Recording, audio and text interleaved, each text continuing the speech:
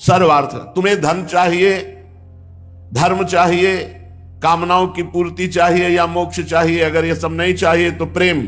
जो चाहिए, इयम सर्वार्था नाम वितरण। यहां कल्पतरु महादानी वृंदावन सब कुछ देता है। तुम वृंदावन का आश्रय ले लो, जो चाहोगे प्राप्त हो जाएगा। आप चाहोगे धन तो धन मिल जाएगा। परम धन राधा नाम आधार, डटो और देखो कौन सा धन तुम्हें प्रिय लगता है। इह परलोक सकल सुख पावत। लोक लोकांतर के सारे सुख तुम्हारे चरणों में गिरेंगे, विश्वास कर लो। बस राधा राधा राधा राधा राधा, हा वृंदावन, हा प्राणधन, हा सर्वस्व वृंदावन। वृंदावन को अपना आश्रयदाता और राधा नाम का रटन। तो कह रहे हैं इयम सर्वार्था नाम वितरण। पकड़ो बात को। हमें ये काम सताता है, हमको ये परेशानी, हमको सर्व सामर्थ्यशाली प्रियाजू के चरणों का दासत्व प्राप्त करके शरणागत मंत्र नहीं जपते, नाम नहीं जपते, प्रियाजू की महिमा में चित्त नहीं लगाते, तो फिर माया तो आकर्षित करेगी ही। और जब उपासक भजन साधन सेवा के द्वारा कुछ थोड़ा सा धन तप एकत्रित करता है, तो उसको चुराने के लिए माया काम क्रोध लोभ आदि को उसके समीप भेजती। साधक को उसी समय अपने को बचाना है, ना कि अपनी थैली खोल देनी है। आओ आओ आओ, लूट ले जाओ हमारे सारे भजन साधन को। ऐसे मूर्ख लोग हैं कि अपने जीवन भर की कमाई को पहले ही थैली खोल देते। ले वो भोग के बदले में तप ले रही है माया, और वो भोग को समझ रहा है बड़े सौभाग्य का विषय है, और वो सारे अपने भजन की थैली खोल देता है। ये ठग हैं काम क्रोध लोभ आदि। प्रियाजू के चरणों का आश्रय लेने वाले को कौन मोहित कर सकता है? जिसकी जबान पे राधा नाम परम धन आ गया है, वो कहीं गरीब है, वो कहीं दरिद्र है, वो कहीं कामनाओं से पीड़ित हो सकता है, पर राधा नाम की महिमा नहीं जानी और रटे नहीं निरंतर, तो कैसे अनुभव में आवे? इयम सर्वार्था नाम वितरण महाकल्प लतिका। ये वृंदावन धाम महान कल्प तरु है, ये सब कुछ प्रदान कर देगा। इसके साक्षी हम हैं। प्रियाजू ने स्वीकार किया, बस खास बात इतनी हो गई। प्रियाजू ने स्वीकार कर लिया, वृंदावन धाम ने स्वीकार कर लिया। वृंदावन धाम ने ही अपना आश्रय प्रदान किया, तो एक फुटपाथ में पड़े हुए तिनके को मुकुट सजाने के काम में लगा दिया। केवल केवल प्रभु कृपा, केवल धाम कृपा। इयम सर्वार्था नाम वितरण महाकल्प लतिका। धाम प्रियाजू के गोरे चरणारविंद। इयम सर्वार्था नाम वितरणम। जो चाहिए, नहीं चाहिए तो प्रेम, नहीं तो जो चाहिए। इह परलोक सकल सुख पावत, मेरी शोभैया कृष्ण गुण संचु। काहे को ब्रजपति को छोड़ करके, ये मणि के पुंज हैं, इस मायाकृत पदार्थों में, वस्तुओं में, स्थानों में अपने चित्त को रमण करा, जीवन बर्बाद कर दो। मणिगण पुंज ब्रजपति छाणत, हित हरिवंश कर गई कंचू।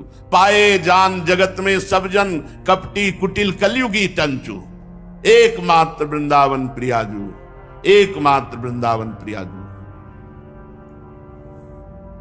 श्रीपाद कह रहे वितरणम, क्या चाहिए तुम्हें? पक्का विश्वास करो, पक्का विश्वास करो।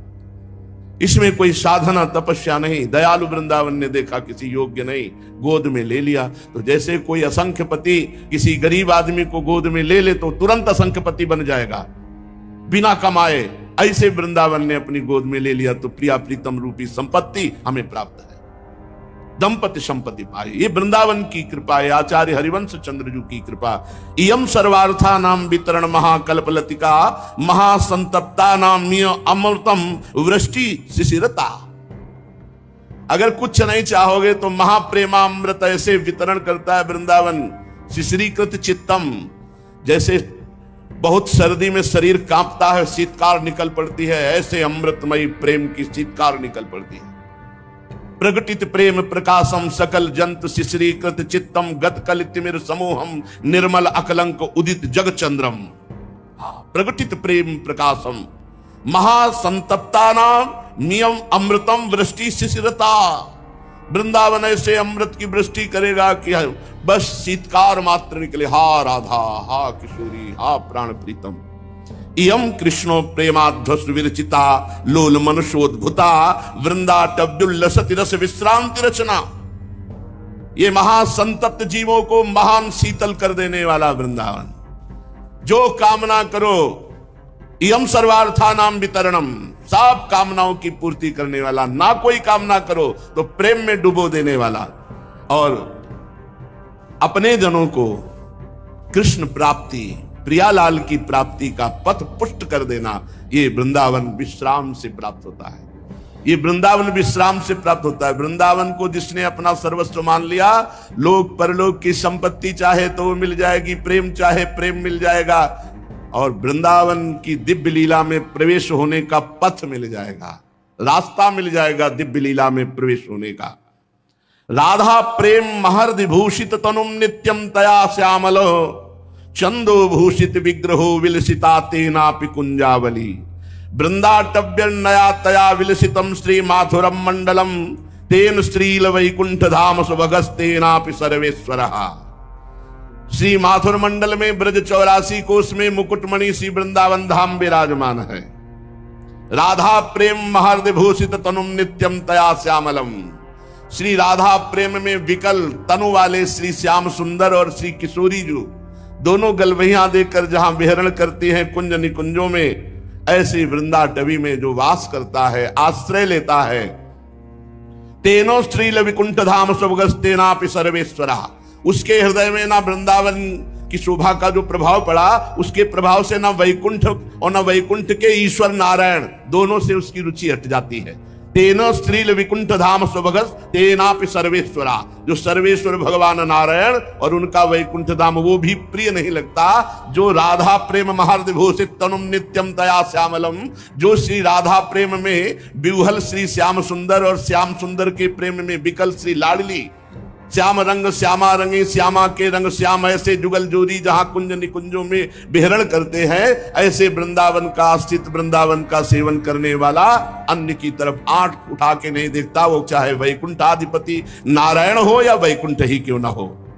अन्नम क्षुत पीड़िता नमिवु मधुरतरम शीत वारीवती ब्रो धन्यानाम कामिना सदयुवतिरिव धनम वाति कार्पण्य भाजाम धर्मात्तानाम तुषारुद्रुम इव पितरार्वभका नामि श्री वृंदारण्ये ममास्ताम हरिरिव भजताम ब्रह्मवद योग भाजाम। आहा, जिसने वृंदावन का आश्रय लिया ऐसा तृप्त कर दिया जैसे भूखे को 56 प्रकार के भोग मिल जाए। जिसने वृंदावन का आश्रय लिया ऐसी पिपासा शांत कर दी जन्म जन्म की तृष्णा की, जैसे कोई बहुत प्यासा हो और मृदु शीतल जल मिल जाए। जो वृंदावन धाम का आश्रय ले लिया उसके हृदय की कामना ऐसी शांत कर दी जैसे काम से पीड़ित को बड़ी सुंदर कामिनी मिल जाए। कामी पुरुष को जैसे सुंदर कामिनी मिल जाए और वो अपने को तृप्त माने, ऐसे ही वृंदावन उसकी समस्त कामनाओं को शांत कर देता है। धन्यानाम कामिनाम सद युवतिरिव। और जो धन का प्यासा है ऐसा महाधन वृंदावन दे देगा कि तुच्छ लगने लगेगा संसार का धन। धर्मार्ता नाम तुषारुद्रुम इव पितरार्भका नाम इव श्री वृंदारण्य। बोले जो प्रेम चाहता है, कोई हमें प्यार करे, तो माता पिता गुरु जितने भी प्रेम है सब प्रेम की पूर्ति वृंदावन धाम कर देता है। बिल्कुल परम सत्य, परम सत्य। माता की तरह दुलार मिल रहा है, पिता की तरह दुलार मिल रहा है, मित्र की तरह दुलार मिल रहा है, हर भाव से दुलार ही दुलार मिल रहा है, केवल वृंदावन की कृपा। और साधकों को श्री हरि के समान प्यार करता है, योगियों को ब्रह्मानुभूति कराता है। मेरी दृढ़ मति है कि जिस भाव से जो वृंदावन का आश्रय लेगा सर्व भाव वृंदावन उसकी पूर्ति कर देगा, क्योंकि वृंदावन सर्व सामर्थ्यशाली है। श्री वृंदावन में वस्तु परमो लाभा। बड़े भाग्यशाली हैं जिनको वृंदावन आने को मिला, वृंदावन में कुछ क्षण व्यतीत करने को मिला, और वो तो महाभाग्यशाली हैं जो अखंड वृंदावन वास कर रहे। श्री वृंदावन में वस्तु परमो लाभा। और हमें कोई लाभ नहीं चाहिए, वृंदावन मिल गया, परम लाभ है। परम दैवतम बंधुच्चापी। परम देवता है वृंदावन और भाई की तरह वृंदावन प्यार करता, सहोदर भाई की तरह। और परो गुरुश्च, परम गुरु की तरह अपने वासी को संभालता है वृंदावन। परमो धर्म, परम धर्म का अनुभव करा देता। परम धर्म है प्रेम। परा श्री परा, अद्भुत वैभव, लोक के वैभव से परे अद्भुत वैभव। कौन? भागवतिक वैभव। सत्कीर्ति ही, वृंदावन विश्व में कीर्ति फैला देता है अपने आश्रित की। परमा तपस्या, उसे महान तपस्वी बना देता है। परमम ज्ञानम, उसे ब्रह्मबोध करा देता है। परम भूयसा किंवा सर्वमिदं परमं सदा लोकेस्मिन् मृग्यते। जिस परम तत्व की खोज बड़े बड़े ऋषि मुनि करते रहते हैं, वो वृंदावन में खेल रहे हैं, वृंदावन उनसे मिला देता। क्या चाहिए, गजब कर दिया। क्या चाहिए? भूखे को जैसे अन्न मिल जाए ऐसे तृप्ति करा देंगे, प्यासे को जैसे पानी मिल जाए ऐसी तृष्णा बुझा देंगे, कामी को जैसे कामनी मिल जाए ऐसे कामना शांत कर देंगे, और जैसे दरिद्र को महाधन मिल जाए ऐसा तृप्त कर देंगे। परम धर्म, परम प्रेम, परम सुख प्रदान करने वाला वृंदावन हमारा भाई है। हमारे गुरु की तरह हमें धर्म का, हमें परम श्री का, सत्कीर्ति का, परम तप का, परम ब्रह्मबोध का सब कुछ वृंदावन प्रदान कर देगा। धैर्य पूर्वक आश्रय ले लो, सब सोहित निष्काम मति वृंदावन विश्राम, सब कुछ वृंदावन प्रदान कर देगा। बस हमें एक अनन्य भाव धारण कर लेना है। सच्ची कहते हैं, सच्ची कहते हैं। अब इसके आगे कोई शब्द नहीं होता, इसलिए हम अंदर और बाहर सब सुधार ही सुधार हो जाएगा। अनंत जन्मों की भटकन जो परमात्मा प्राप्ति में पूर्ण होती, वो भी वृंदावन करा देगा। चाहे तत्वबोध हो, चाहे प्रेम। कल एक प्रश्न कर रहे थे कि बिना तत्वबोध के परम मोक्ष प्राप्त नहीं होता, तो ये भगवत प्रेमी जनों को क्या तत्व ज्ञान नहीं होता क्या? ये तो रास्ते में हो जाता है, लक्ष्य पहुंचने के पहले ही तत्वबोध हो जाता है। चलो तो मार्ग में, तब तुम्हें पता चलेगा। अटकल लगाने से थोड़ी होता है, चलने पर पता चलता है कि ये तत्व ज्ञान तो बीच में ही हो जाता है। हमारी वृंदावन नवनिवृत्त निकुंज की पढ़ाई शुरू ही होती है वासुदेवास्वरमित से। सर्वम खलमिदम ब्रह्म की पढ़ाई पूर्ण होने पर ये पीएचडी है वृंदावन की पढ़ाई। ये नित्य विहार, सर्व भजनों का सार भजन नित्य विहार भजन है, वो वृंदावन प्रदान करता है। वास करो, रज का सेवन करो, खूब राधा नाम जप करो। वो सावधानी के लिए उपासक को आज्ञा करते हैं कि अपने स्वभाव पर विजय प्राप्त कीजिए। ये जो आपका स्वभाव है, पूज्यपाद उड़िया बाबा महाराज ने कहा है कि यदि साधक का स्वभाव परिवर्तन नहीं हुआ तो उसे कुछ नहीं प्राप्त हुआ। ध्यान दीजिएगा, आपका बोलने का, आपका चलने का, आपका खाने का, आपका पीने का, नाना प्रकार के भोग विलासिता का ये जो स्वभाव बन चुका है, ये प्रियालाल के प्रेम में डूबने वाला बने। सेवक जी कहते हैं, यह जो पर्यो मोय सहज स्वभाव, श्री हरिवंश नाम रस चाओ। मेरा स्वभाव बन गया है हरिवंश नाम का रसास्वादन करने का। श्रुतौ राधिका कीर्तिरंता स्वभावे, हमारा स्वभाव बन गया है अंतर से श्री जी की चर्चा सुनने का। स्वभाव का परिवर्तन करें। ज्ञानी भी अपने स्वभाव में ही बर्ताव करता है। सदृशम चेष्टते स्वस्याः प्रकृतिर्ज्ञानवानपि प्रकृतिम यान्ति भूतानि निग्रहा किम करिष्यति। संपूर्ण प्राणी, हे अर्जुन, प्रकृति के वशीभूत है। संपूर्ण प्राणी, यही तो सौभाग्य मिल जाता है इस सेवा से कि सब प्रकृति के अधीन है, लेकिन आपके अधीन श्यामा श्याम है। तो प्रकृति आपको कैसे अधीन कर सकती है?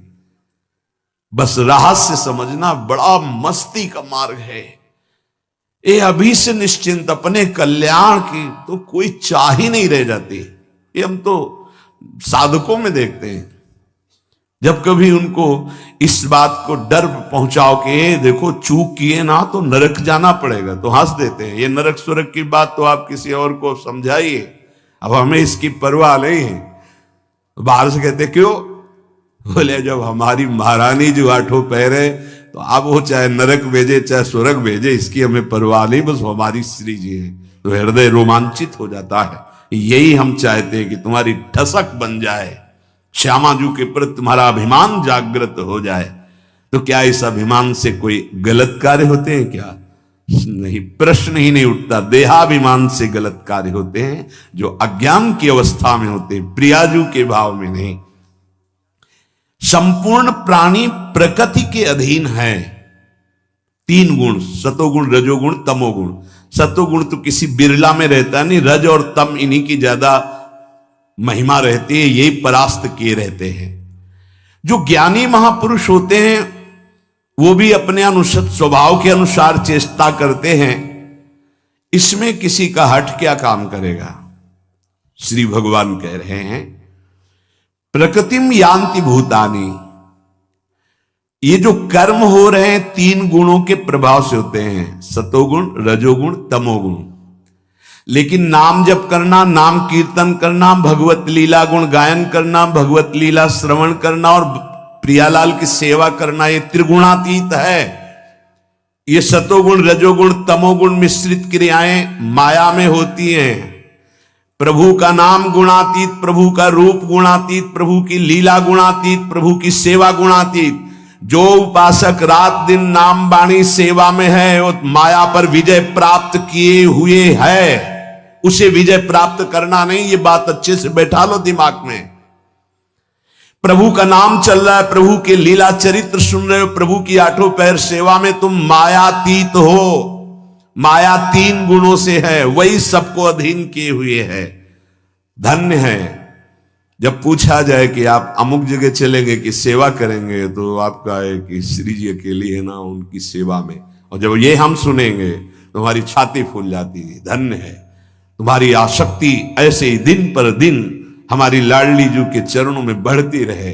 सब कुछ भूल जाओ। हम कैसे प्रिया जू को छोड़, उनको पंखा कौन करेगा, उनको शयन कौन कराएगा। चिंता, ये अंदर पीड़ा। अभी तो हमारी श्री जी को जल पवाना है, अभी तो श्री जी को, आपकी चिंता अंदर बन गई ना, काम हो गया।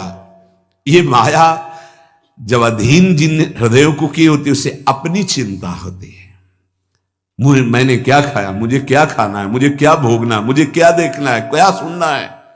देखना है, सुनना है, सूंघना है, स्पर्श करना है, भोगना है, यही क्रियाएं माया करवाती है। मुझे करना है। आपको क्या करना है? श्री जी को क्या दिखाना है, श्री जी को क्या पवाना है, श्री जी को क्या सेवा। ये आप माया मुक्त, प्रकृति आपको अधीन नहीं कर सकती। दो प्रकार के स्वभाव प्रकृति पैदा करती है, राग और द्वेष। राग और द्वेष से युक्त हुआ बार बार जन्म और मरण को प्राप्त होता है। और ना ये राग है ना द्वेष, ये सेवा क्या है? अनुराग। सिद्धांत को समझिए। भगवान कह रहे हैं कि राग द्वेष पूर्वक जितनी क्रियाएं, सब क्रियाएं माया राग द्वेष पूर्वक ही करवा रही है। स्वभाव अशुद्ध हो जाता है और उसका उद्धार होना मुश्किल हो जाता है। जिसकी राग द्वेष जनित क्रियाएं, ये प्रिय है, ये अप्रिय है। प्रिय अप्रिय, इसी में पूरा विश्व बंधा हुआ है। प्रभु कह रहे हैं कि जो राग द्वेष रहित हैं उनका स्वभाव ब्रह्ममय हो जाता है, शुद्ध हो जाता है। लेकिन जो सिद्ध महापुरुष हैं वो अपने स्वभाव के अनुसार ही बर्ताव करते हैं। जैसे कोई बंगाली भाषा जानता है और उसने भजन करके परिपक्व अवस्था प्राप्त की, तो वो केवल बंगाली भाषा ही बोल पाएगा। अब उसे को बड़े सिद्ध हो उर्दू बोलो, सिद्ध हो तो अंग्रेजी बोलो, सिद्ध हो तो नहीं। सिद्ध अवस्था का मतलब है अब उसकी वृत्ति केवल ब्रह्माकार है। यहां सिद्ध का मतलब तुम सिद्ध हो तो बताओ दाहिनी मुट्ठी में क्या है, बाईं मुट्ठी में क्या है। ये सिद्धावस्था का मतलब है समाहित चित्त से भगवदानंद में डूबा हुआ महापुरुष। जैसे लोभी पुरुष सावधान होकर के रुपया कमाने में लगा रहता है कि कहीं घाटा ना लग जाए, ऐसे जो साधक सावधान होकर रात दिन सेवा भजन स्वाध्याय सुमिरन, तब वो राग द्वेष पूर्वक जो क्रियाएं होती उन पर विजय प्राप्त करके सिद्ध होता है। कभी जीवन में समय का उल्लंघन करना साधक को बर्दाश्त नहीं होता। ये समझो, जो समय दिया गया उसके 10 मिनट पहले जाने की कोशिश करे। साधक का अभ्यास ऐसा होना चाहिए, ऐसा कभी नहीं। जैसे लोभी पुरुष सावधान रहकर कहीं कोई घाटा न लग जाए ऐसे निरंतर कमाई करता है अर्थ की, ऐसे साधक वही सिद्ध होता है जो भजन सेवा वाणी चिंतन रात दिन वही परिपक्व होता है। खाली बैठना, कल किसी उपासक से कह रहे थे कि तुम जवान हो, इस समय कमाई कर लो, बुढ़ापे में नहीं होने वाला। आपने अगर स्वभाव बना लिया ना उद्दंडता का, भजन में मन नहीं लग रहा इधर उधर, तो ऐसे ही प्रपंच आपका सिद्ध होगा बुढ़ापे में, यही प्रपंच बुढ़ापे। और अगर बना लिया स्वभाव भजन का तो मस्ती छा जाएगी, देख लेना, मस्त हो जाओगे, निहाल हो जाओगे। जो सावधानी पूर्वक साधक भजन में लगता है वो शीघ्र ही माया पर विजय प्राप्त करके स्वभाव को शुद्ध कर लेता है। भगवान कह रहे हैं स्वभाव में ये दोष राग और द्वेष बना रहता है, इसी को हमें छोड़ना है, स्वभाव शुद्ध करना है। जड़ प्रकृति के द्वारा रचे हुए जितने पदार्थ हैं कोई निर्दोष नहीं, सब मायामय है, सब में दोष है, आसक्ति पैदा कर देगा। कोई भी पदार्थ वो आसक्ति पैदा, कोई भी भोग आसक्ति पैदा करता है। इसलिए साधक कभी किसी को दोष वृत्ति से त्यागता नहीं, गुण बुद्धि से स्वीकार नहीं करता। शास्त्र प्रमाणित कर्तव्य कर्म करता है और शास्त्र त्याज्य है तो इसलिए उसको त्यागता है। न उसका राग पूर्वक ग्रहण होता है न द्वेष पूर्वक त्याग होता है। ध्यान रखना, द्वेष पूर्वक त्याग नहीं होता और राग पूर्वक ग्रहण नहीं होता। वो शास्त्र और गुरु की आज्ञा के अनुसार ग्रहण करता है और त्याग करता है, उसका राग द्वेष से कोई संबंध नहीं होता। सदसम चेष्टते स्वस्या प्रकृतिर ज्ञानवानपि। अंतःकरण में सबके राग द्वेष होता है पर सिद्ध पुरुष के नहीं। पूज्य श्री उड़िया बाबा जी ने इसे वर्णन किया कि राग द्वेष 3 प्रकार का होता है। एक पत्थर की लकीर, एक बालू की लकीर और एक पानी की लकीर। जो संसारी मनुष्य है वो राग द्वेष पत्थर की लकीर की तरह खींचता है उसके हृदय में। अगर 20 वर्ष पहले तुमसे कभी झगड़ा हुआ, गाली हुई, तो 20 वर्ष बाद देखकर उसकी भौं चढ़ जाएगी, ये वही आदमी जिसने गाली दिया। ये संसारी पुरुष का लक्षण है। ये है पत्थर की लकीर, बुढ़ापे तक, मरते दम तक वो बना रहेगा उसके हृदय में, राग द्वेष, पत्थर की लकीर। दूसरा है साधक की, बालू की लकीर। बालू में लकीर खींचो, बनी रहेगी कितनी देर, जब तक हवा नहीं चलेगी। बालू की लकीर है साधक की, उसमें राग द्वेष होगा पर बालू की लकीर जैसा। थोड़ा सत्संग की हवा चली, विवेक की हवा चली, बराबर हो गया। प्रवीण साधक मिनट 2 मिनट, घंटा 2 घंटा तो बहुत ही मंद साधक होगा। मिनट 2 मिनट में समस्या का समाधान। अंदर जो जलन पैदा हुई तुरंत विवेक के द्वारा संभाल करके वो अपने आप के राग द्वेष रहित कर लिया। विवेक की हवा चली, प्रेम की हवा चली, सत्संग की हवा चली, वो रकील जैसे हवा चली तो बालू आके बराबर हो गई। साधक को अगर दूसरे दिन याद इस बात की आवे कि ये कल हमको गाली दिया था, निंदा किया था, वो साधक नहीं है, ध्यान रखना। वो संसारी है, पत्थर की लकीर की तरह राग द्वेष नहीं होना चाहिए। और तीसरा है पानी की लकीर। पानी में लकीर होती ही नहीं, ऐसे करो बस, वो जितना ऐसे किया बस, ये होता है सिद्धावस्था को पहुंचे हुए साधक की स्थिति। ब्रह्मवेत्ता में तो होती ही नहीं, राग द्वेष की कोई गुंजाइश ही नहीं, पर परिपक्व अवस्था को गया है। जैसे स्वप्न टूट गया है, वो जग चुका है पर उसकी प्रभाव वृत्ति रहती नहीं, सुखद या दुखद तो जग कर भी थोड़ी देर खोए रहना, तो सिद्ध हो चुका है, पर राग द्वेष का प्रभाव ऐसे पड़ेगा पानी की लकीर की तरह, बना और मिट गया। लेकिन जिसे भगवत साक्षात्कार की परिपक्व अवस्था हो गई, वहां राग द्वेष का प्रवेश ही नहीं है। ब्रह्मवेत्ता में एक क्षण भी राग द्वेष नहीं हो सकता। तो जैसे बड़े बड़े संतों को देखा जाता है कि वो नाराज हो रहे हैं, वो डांट रहे हैं, वो दंड विधान कर रहे हैं, वो हमारे मंगल के लिए करते हैं, उनमें राग द्वेष नहीं। उनका ना कोई प्रिय होता है ना कोई अप्रिय होता है, पक्का समझना। वो प्रियता भी दिखाई देते हैं, अप्रियता भी दिखाई देती है, लेकिन आपके सुधार के लिए वो है, उनमें प्रियता अप्रियता का लेश मात्र नहीं रहता, जो सिद्धावस्था को प्राप्त हो जाते हैं। बुरी बात में मन चला जाए तो विशेष हानि की बात नहीं है, पर बुरी क्रिया ना होने पावे, ये बात कह रहे हैं। ध्यान दो, हो सकता है साधक हो, अचानक तुम्हारी चूक हो गई, मन बुरी बात में चला गया, पर बुद्धि न जाने पावे, क्योंकि बुद्धि न्यायाधीश है। अगर न्यायाधीश ने दस्तखत कर दिया तो भ्रष्ट हो जाओगे। तभी होए बुद्धि जो परम शयानी, तिन तन चिते ना नहीं जान। पेशकार की उतनी बात महत्वपूर्ण नहीं होती जितनी न्यायाधीश की होती है। पेशकार चिल्लाता रहे, बात न्यायाधीश की होगी। पेशकार तुम्हारा मन है, पेश करता रहता है, ये भोग ये भोग।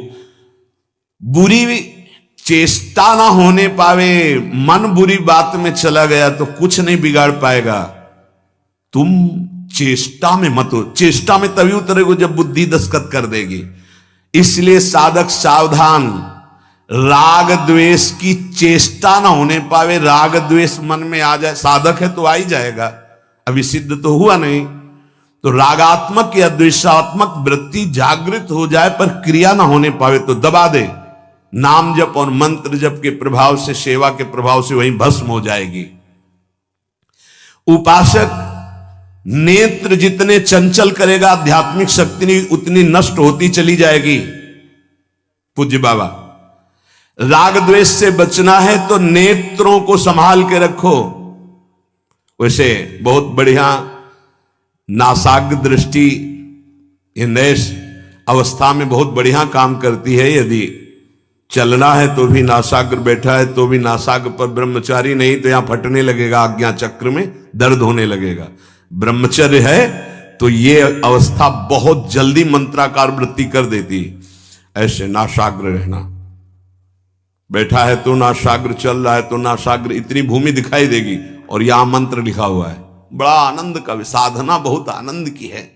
ऐसा थोड़ी कि केवल बातों का आनंद है, नहीं नहीं, परमानंद है। शरीर की खुराक अन्न है, प्राण की खुराक वायु और जल है, और मन की खुराक भजन है।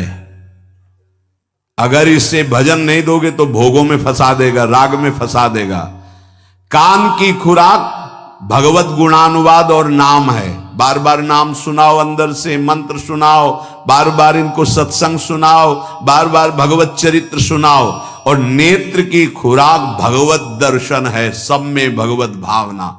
या तो नासाग्र दृष्टि हो, जिससे बात करो तो पहले भाव करो कि हे राधा वल्लभ लाल, आप इसके हृदय में विराजमान हो, प्रणाम महाराज, फिर बात करो। अंदर से बोलना नहीं है कि आप भी तो भगवान हैं, ये ठीक नहीं है, ये शब्द ठीक नहीं है। आप किसी उपासक को सीधे बोले आप भी भगवान, ये उसका अपमान है। आप क्या समझते हो, आप उसका सम्मान कर रहे हो? नहीं, उसको सुख मिलेगा जब उसके आराध्य देव की जय बोलोगे।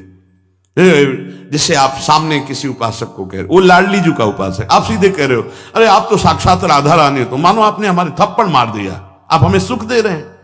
राधा रानी की जय, लाडली जी महाराज की जय। हाँ, आप सुख मिला, उनकी जय है, उनकी आराधना, उपासना। आप अपने भाव को अंदर रखिए, आप अपने भाव को उनके सामने प्रकट मत कीजिए। भगवत दर्शन की भावना। शरीर की खुराक अन्न है, सो भोग लगा के प्रसाद पाओ। प्राण की खुराक श्वास और जल है, तो भगवत नाम प्रति श्वास और जल अर्पित किया हुआ। मन की खुराक भजन है, जितना भजन करोगे उतने मन शांत और बढ़िया भगवत लीला में प्रवेश लायक बलवान हो जाएगा। कान की खुराक भगवत लीला चरित्र श्रवण है। नेत्र की खुराक सब में भगवत दर्शन करने का भाव है। और हाथों की खुराक है गुरु की सेवा और श्री भगवान की सेवा, प्रियालाल की सेवा। सांसारिक वस्तुओं में कभी सुख शांति भोगों में मिल नहीं सकती, इसलिए मन को मत दौड़ाओ। श्री भगवान कह रहे कि ये राग द्वेष जो संसारी पुरुषों में पत्थर की रकील, साधकों में बालू की रकील और सिद्धों में जल की रकील जैसा, इसलिए साधक जितनी जल्दी हो सके किसी से राग द्वेष हो तो मिटा दो। मिटाने का उपाय सिद्ध उपाय पक्का। जिसके प्रति राग हो या द्वेष हो, दोनों को मिटाने का उपाय अनुभूत उपाय, सिद्ध उपाय। मेरी लाडली, मेरे प्रभु, मैं अधम जी हूं, आपको ना देख करके बाहरी क्रियाओं को देखकर राग द्वेष करता हूं, क्षमा करो प्रभु। ये अंदर से, और उसके चरणों में प्रणाम करो जिसके प्रति राग द्वेष है, खत्म हो जाएगा। आप देख लेना, अनुभूत उपाय, सिद्ध उपाय, इसके सिवा कोई उपाय नहीं। जब हम किसी व्यक्ति को देखेंगे, क्रियाएं देखेंगे, स्वभाव देखेंगे, गुण दोष देखेंगे, राग द्वेष होगा। और जब कारण तत्व को देखेंगे तो राग द्वेष रहित हो जाएंगे। सब कर परम प्रकाशक परम कारण, कारण श्री हरिवंश भनम। सेवक जी महाराज कह रहे, अपने आचार्य गुरुदेव को सबके हृदय में देखें। श्री भगवान कह रहे, जिनके हृदय में राग द्वेष है उनकी बुद्धि खराब हो गई है। जैसे गाड़ी है, किसी की खराब हो जाए तो उसको फिर वहां पहुंचाते जहां गाड़ी ठीक होती। तो जहां आप बैठे हो ना, यहां गाड़ी ठीक होती है। ये राधा केली कुंज में जो सत्संग हो रहा है ना, ये राग द्वेष में बिगड़ी हुई गाड़ियों को यहां सही किया जाता है। राग द्वेष से सब बिगड़ी गाड़ियां हैं। ये खोपड़ी राग द्वेष में ही गुण। अरे कितना राग द्वेष नहीं, ऐसा स्वभाव हटाओ। कह रहे जिनकी गाड़ी खराब हो जाती है तो मोटर को सुधारने के लिए दो उपाय हैं। या तो खुद ठीक कर ले मैकेनिक हो जल्दी से, और या फिर मोटर कारखाने में पहुंचा दे। तो ये अशुद्ध बुद्धि हो गई, ये इसमें राग द्वेष हो गई, खराब हो गई है। तो या तो स्वयं आप इतने विवेकवान हो कि ठीक करो जल्दी से राग द्वेष, और या फिर कारखाने पहुंचा दो, गुरुदेव की शरण में हो जाओ। ये कारखाने वाला ज्यादा अच्छा है, क्योंकि हम जिससे ठीक करना चाहते हैं वही ठीक नहीं है तो कैसे ठीक होगा। कुछ तो शुद्ध होना चाहिए, पूरा सिस्टम ही खराब हो चुका है। बुद्धि, मन, इंद्रियां, ये सब माया के पार्षद हैं, सब गंदे हो चुके हैं भोगों में। तो हमें तो लगता है कि ज्यादा इंजीनियर न बने, गुरुदेव के पास पहुंचा दे कारखाने में, वो ठीक कर देंगे। क्योंकि हम घंटों लगे रहेंगे, पता नहीं कौन सा कनेक्शन कहां से बिगड़ा हुआ, और वो पुराने इंजीनियर हैं अनुभूत, वो ठीक कर देंगे। दो चार हथौड़े इधर उधर मार करके कनेक्शन फिट कर देंगे। नहीं तो ये राग द्वेष जो है बहुत बहुत विचित्र राग द्वेष। सही पूछो, जब गुरुजनों की कृपा देखी जाती है तो बाद में पता चलता, वर्तमान में तो आग लगती, जलन होती, क्योंकि राग द्वेष के कनेक्शन को जलाया जाएगा। गुरुजनों की कृपा के बिना हमें लगता है गाड़ी ठीक होना, समझा जाता कि हम बड़े इंजीनियर है, पर जब कारखाने गाड़ी पहुंचती है तब सही होती हो। हम समझते सही हो, जहां चली तो खिचखिचा के फिर खड़ी हो जाती है। किसी वस्तु का राग, किसी व्यक्ति का राग, किसी किसी द्वेष, ये चलता रहता पूरे जीवन चलता रहता है। जैसे दो साधक चल रहे हैं और उनकी बुद्धि का सुना उसको, अरे भाई अब शुरू, ये बिगड़ी गाड़ी है, बिगड़ी गाड़ी। सुना है क्या आज प्रियालाल कैसे बात कर रहे थे, ये ठीक गाड़ी है। प्रियालाल से बिलक कोई वार्ता हो, मत समझ लो बुद्धि हमारी बिगड़ गई बुद्धि। ये परमार्थ का यहां अध्यात्म की चर्चा हो रही, ध्यान रखना। अगर प्रियालाल के सिवा किसी के भी विषय की बात करने की इच्छा हुई तो तुम्हारी बुद्धि बिगड़ रही, कारखाने पहुंचाओ, गुरुदेव के कारखाने में। कारखाने में जा क्या किया जाता है, गाड़ी समर्पित कर दी जाती, चाबी समर्पित कर दी जाती है। कब आए, बोले 5 दिन बाद आना। यहां पूरे जन्म के लिए देना, क्योंकि अनंत जन्मों से बिगड़ी गाड़ी है। आए नहीं और जाए नहीं, आना जाना दोनों मिटता है, ना आना ना जाना, आवागमन से मुक्त होना है। तो क्या करना, चाबी पकड़ा दिए, ये लो, अब आप इसे ठीक कर दो। हमारे बस की तो बात है नहीं, हौ हार्यो करी जतन, विविध विद अतिशय प्रबल अजय। अब आप ठीक करो महाराज। और ये पक्के इंजीनियर हैं, पक्का ठीक कर लेते हैं, पक्का। खूब अनुभव की बात है। जहां अपने कनेक्शन नहीं समझते थे कि यहां कनेक्शन करना है और कनेक्शन दूसरी जगह जोड़े थे, वो फट से 1 मिनट में कनेक्शन काटा और जोड़ दिया और गाड़ी चल पड़ी। ये है, हम गुरुदेव की शरण में चले जाएं तो हमारी ये जीवन की मोटर कार राग द्वेष रहित हो जाएगी, बहुत बढ़िया सही मार्ग में चलने लगेगी। जिसकी बुद्धि में सांसारिक भोग और संग्रह का महत्व है, बहुत ध्यान देने योग्य बात कह रहे हैं। जिसकी बुद्धि में सांसारिक भोग और संग्रह का महत्व है, वो चाहे जितना बड़ा विद्वान क्यों ना हो, उसका पतन अवश्यंभावी है। जिसकी बुद्धि में भोग और संग्रह का महत्व नहीं है, वो चाहे काना पढ़े हो, भगवत प्राप्ति निश्चित है। ये बढ़िया गाड़ी और बिगड़ी गाड़ी का कह रहे हैं। चाहे जितना विद्वान हो, भोग और संग्रह में महत्व बुद्धि है, उसका पतन निश्चित है। बिल्कुल कुछ नहीं आता, गुरु कृपा पात्र, लेकिन भोग और संग्रह में रुचि नहीं, निश्चित भगवत प्राप्ति है। ऐसा मनुष्य बिल्कुल विद्वान ना भी हो तो वो अध्यात्म की ऊंचाई पर विराजमान हो जाएगा। कारण कि उद्देश्य भोग और संग्रह ना होकर जब केवल गुरु आज्ञा पालन होता है तो गुरु कृपा से परमात्मा अनुभूति हो जाती, मोक्ष मूलम गुरु कृपा।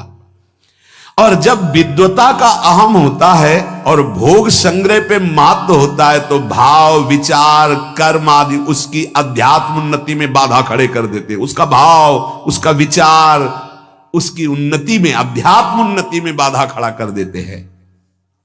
अतः साधक को सर्वप्रथम परमात्मा प्राप्ति के उद्देश्य से गुरुदेव का जब वर्णन किया तो इस उद्देश्य की सिद्धि के लिए राग और द्वेष से रहित होने के लिए अपने कर्तव्य कर्म को गुरुदेव की आज्ञा से चलावे।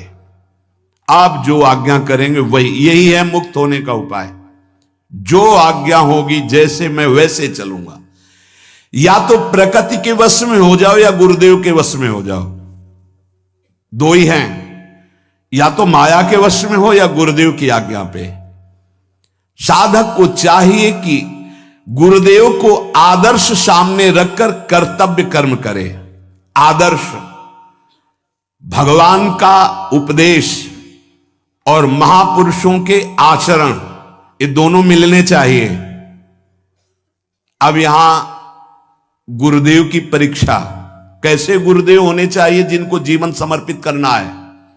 जहां मोटर कार अपनी कारखाने में खड़ी कर देनी, चाबी दे देनी कि सुधार दो, तो यहां गुरुदेव के आचरण और भगवान के उपदेश दोनों मिलने चाहिए।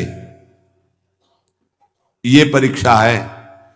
गुरुदेव वर्ण करने के पहले हमको यह देखना है, इतना बस, कि जो भगवान ने आदेश किया है, महापुरुषों के लक्षण वर्णन किए हैं, शास्त्र सिद्धांत वर्णन किया है, वो आचरण में होने चाहिए। ऐसा नहीं कि आप मनमानी आचरण सिद्ध होकर के कर रहे हो, ऐसा कभी नहीं हो सकता। क्योंकि साधनावस्था में जिस पद्धति से चलकर सिद्ध हुआ है वो वैसे ही उसका स्वभाव प्रभाव होता है। चार लोग जो है ना, जो बेचारे जानते तो है नहीं और पीछे लगे हुए हैं और भगवान भगवान कह रहे हैं, हमारे भगवान है, उनका तो हमें लगता है कुछ कल्याण हो ही जाएगा बेचारे श्रद्धा से। लेकिन वो जो नाटक किया जाता है सिद्धावस्था का, उनकी बड़ी दुर्गति होती है। उसे दंभ कहते हैं, उसे पाखंड कहते हैं। सच्चाई से चलो तो सिद्ध हो जाओगे। और आज तक कोई ऐसा सिद्ध नहीं हुआ जिसका वर्णन शास्त्रों में ना लिखा हो। भगवान व्यास देव जी स्वयं भगवान के अवतार हैं। सब साधना की चरम अवस्था तक का वर्णन है। तस्मात् शास्त्रम प्रमाणम ते कार्य अकार्यो व्यवस्थितो। कोई भी कार्य और अकार्य ऐसा नहीं जो शास्त्र प्रमाणित। अब शास्त्र से बिल्कुल बिलग तो नहीं मानना है, चाहे वो 7 बांस के ऊपर बैठा हो। ध्यान रखना, प्रकृति के वश हो लो या गुरुदेव के वश हो लो। प्रकृति के वश होगे दुर्गति है, गुरुदेव के वश होगे सदगति है। अब जिन गुरुदेव के वश में होना है वो आदर्श कैसे होते हैं, तो बोले भगवान का सिद्धांत और गुरुदेव के आचरण दोनों मिलने चाहिए। जो भगवान ने वर्णन किया है वही आचरण गुरुदेव में मिलने चाहिए, जिनका हम गुरुदेव रूप से वर्णन कर रहे हैं। भगवान का सिद्धांत और गुरुदेव के आचरण, ये बहुत अमृतमयी बात है। कोई भी ऐसा आचरण नहीं होता सिद्धों का जो भगवान के आदेश से अलग हो। हमारे ब्रजमंडल में एक से एक भगवत प्रेमी सिद्ध महापुरुष हुए, गंगा किनारे एक से एक ज्ञानियों को सिद्ध देखा, पर कुछ भैया ऐसे सिद्धों के दर्शन अब होते नगद नगद, जो हमने कभी नहीं सुने, कभी देखे नहीं, कभी पढ़े नहीं, कभी नहीं पढ़े, कभी देखा नहीं, कभी सुना नहीं। कलयुग भगवान की नई सिद्धों की सृष्टि हुई है, कलयुग भगवान ने किया है। भगवान है सर्व सामर्थ्यशाली, प्रणाम है उनको भी। लेकिन हमारे आदर्श कौन होंगे? जो शास्त्र में लिखा है वही, जिनके आचरण वही हमारे आदर्श होंगे, अन्यथा नहीं। प्रणाम है सबको, नमस्कार है। नित्य प्राप्त परमात्म तत्व का जिसको अनुभव हो गया है, उसके आचरण कभी विपरीत नहीं होते। धर्म विपरीत, शास्त्र विपरीत आचरण नहीं होते। सूर्य प्रकट हो गया तो अंधकार कैसे रह सकता है? अगर अंधकार है तो भ्रम है, सूर्य नहीं प्रकट हुआ, सूर्य नहीं प्रकट हुआ। बहुत विचित्र, बहुत सावधानी, बहुत सावधानी। उपासक किसी महापुरुष को आदर्श बनाकर अपने राग द्वेष का नाश करके अध्यात्म उन्नति करे, नष्टान विद्धि, अपना पतन न कर ले, कहीं मनमानी आचरण न करे, और आदर्श बहुत संभाल के बनावे। जब एक बार वर्ण कर लिया तो गर्दन काट दी जाए तो भी कदम पीछे नहीं, सहसा किसी को गुरु बनावे ना। और जब गुरुदेव का वर्ण कर ले तो फिर आजीवन उनकी आज्ञा में, अब कदम पीछे नहीं और अब कोई विचार नहीं, बिना ही विचार करी शुभ जानी। गुरुदेव ऐसे कृपालु हैं कि बिना प्रयास के हमारे राग द्वेष नष्ट हो जाते हैं। ये हृदय की वृत्ति हम कितना, जैसे धारा जा रही ना, तो हम रोकना चाहें तो फूट जाएगी अगल बगल से, नहीं। गुरुदेव क्या करते हैं, उस धारा में धारा निकाल देते हैं। जैसे किसी नदी के प्रवाह को रोकना हो तो सीधे आप नहीं रोक सकते। पहला काम करो, नहर बनाओ, दोनों तरफ नहर बनाओ और पानी को बांटो। अब आगे की धारा को रोक दो, रुक जाएगी, क्योंकि दो उसको रास्ते मिल गए निकलने के। ऐसे ही गुरुदेव पहले नहर बनाते हैं, हमारे राग की धारा को